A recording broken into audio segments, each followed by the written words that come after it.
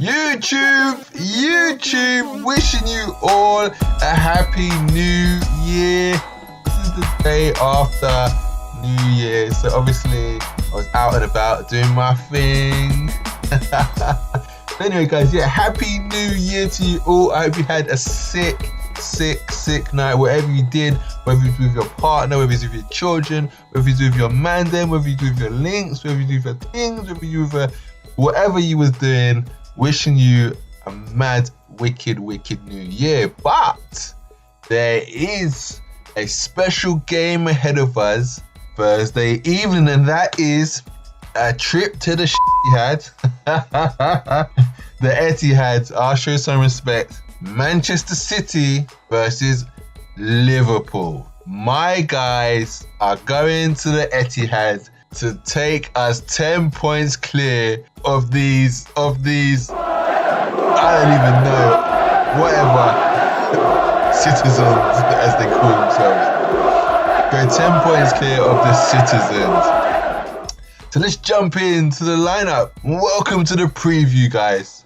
So yeah, again, happy new year. As you can see, I've got the predicted lineup for Manchester City. And I'm starting off with Ederson in goal, Walker right back, Stones and Laporte across the middle, Zinchenko left back. Yes, get in, Zinchenko.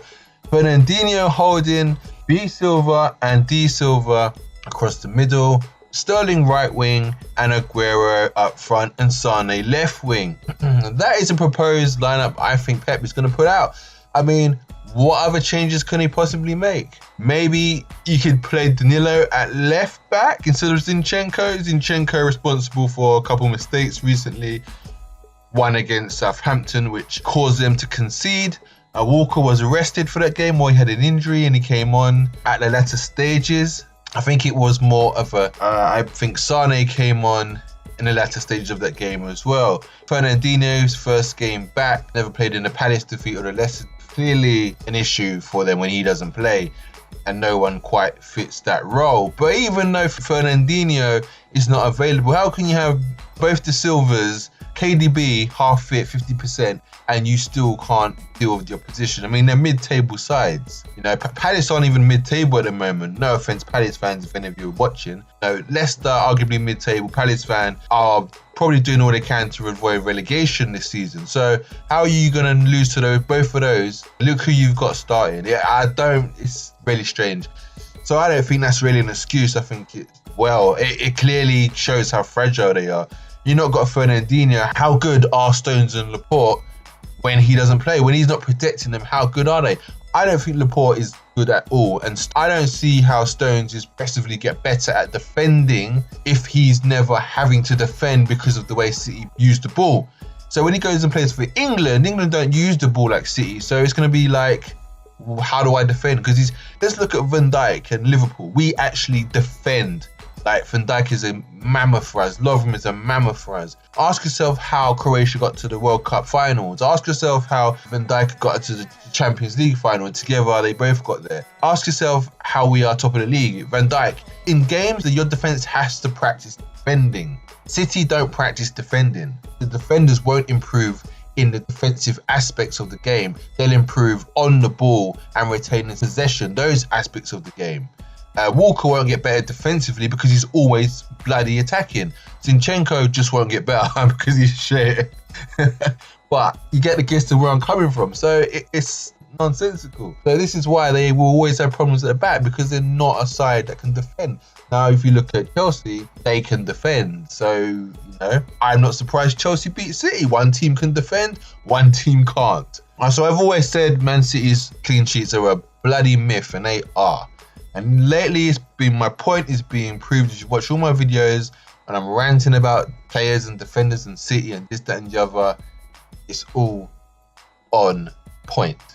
So anyway, let's look at City's substitutions that probably will be available. They're going to have Kompany on the bench, Moric as the backup goalkeeper, Otamendi, Zinchenko, Foden centre midfield, Mahrez right wing, Jesus up front. Either Zinchenko or Danilo will be on the bench. One of them will start.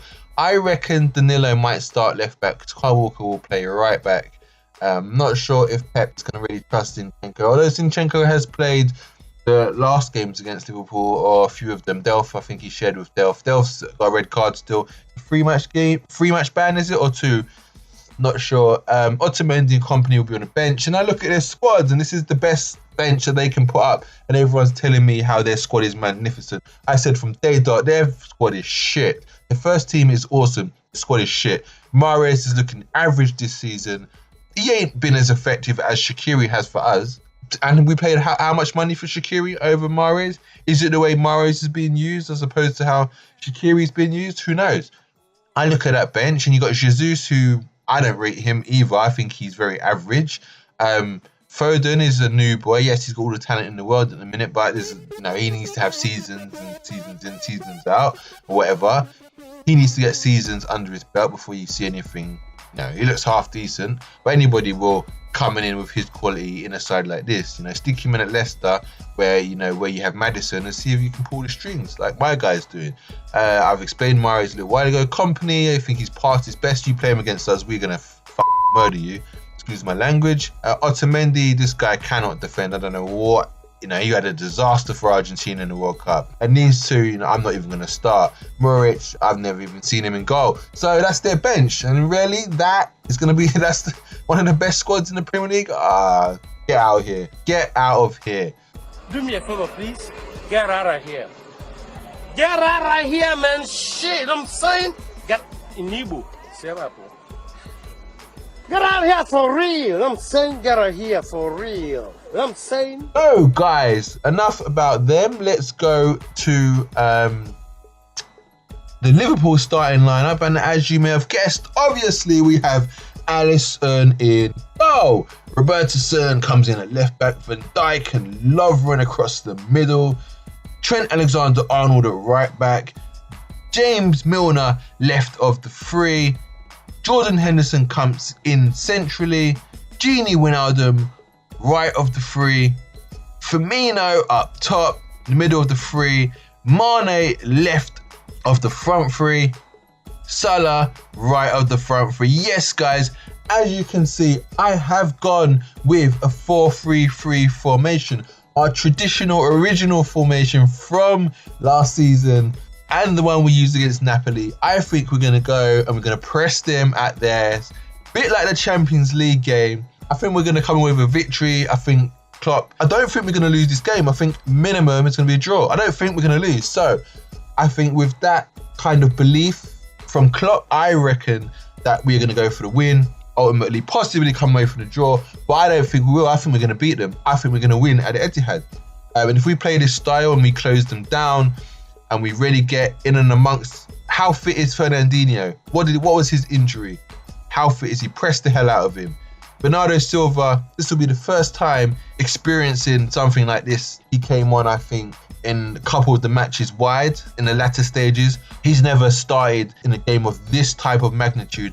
He started the last game, and he had a few tidy moments. But this is a whole lot different. You're going to have time on the ball. It's going to be so much more energy involved. Or it might not. The Klopp might sit back and just play on the counter-attack, and they might have all the time in the world. I don't think they will. I think we're going to shut them down. We're going to stop them from playing. We're going to silence the crowd. We're going to cause nerves. We're really going to get at them. I think we're going to bully them. And that's why I've gone with Milner, who's had 2 games rest. Hopefully, he is fit again. He might not be. It might be somebody else. I don't know who would replace him in that position in this type of formation where we're playing the pressing, the Gengen pressing game. I don't think there is anybody, and if there isn't anybody and he's not fit, then we probably go over 4-2-3-1. So yes, that is my predicted starting lineup.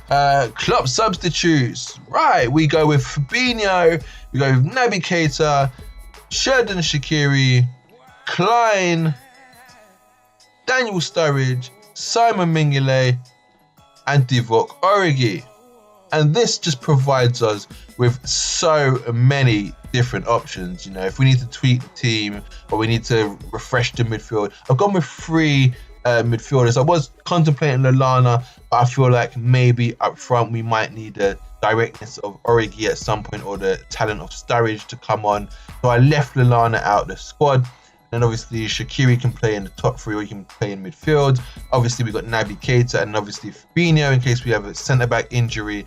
Klein for either Robertson or Trent. So it's well-rounded, it's organised, and it's very, very steady in terms of the dynamics on the pitch. So if we compare that bench to Manchester City's bench, really?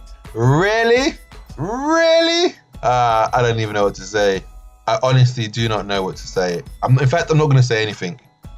So, guys, let's move on to our Angry Birds. If you don't know by now, these are the players who have been dropped from the squad by Jurgen Klopp for the upcoming game.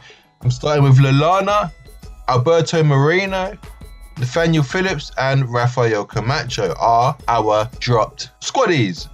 On our injury list, good to see Chamberlain back on the training ground, but yet still not fit enough to play. And he won't be available until possibly February or March if everything runs smoothly and there are no setbacks. Next on the injury list is Joe Gomez. I need to get a little bit more clarification on him, but I reckon he's 2 or 3 weeks away. Next is Matip, same situation as Joe Gomez. Don't quote me, but I think Matip should be back before Gomez or around the same time. And lastly, Solanke is also on the injury list still. I have no update or information on how his progression is going. So guys, yes, let's move over to my predictions for this match. And my predicted man of the match is none other than Mo Salah. Come on, Mo. I think playing wide on the right, he's going to be playing against Danilo, who's ultimately right-footed, I believe. Not sure, don't quote me. Or Zinchenko. So either way, I think if we play him right, we go with the 4-3-3. I think he's going to have an amazing time out on that right wing. I also think Mane is going to be instrumental. However, I just think it's going to be Salah's time. Those guys always turn up against Man City, whether they're getting sent off, Mane, or they are bagging a goal each and winning away from home. What was the score? 4-1, 3-1, something like that. The champions! God. My predicted score is going to be 3-2 to Liverpool. I'm going for the victory, guys. I am going for the victory. Yes, the victory. And my scorers, I'm going for Mane 2 and Salah 1. So guys, that is my match preview. I hope you like the whole new look setup of the versus screen and the tactics board. So yeah, drop me a comment. Let me hear your score prediction, your team prediction. Let's get this party started, baby. Roll on Thursday. I have been the Red Mist at LFC Ninja. Let's do this, people. Top of the league. Top of the league. Did I tell you we're top of the league?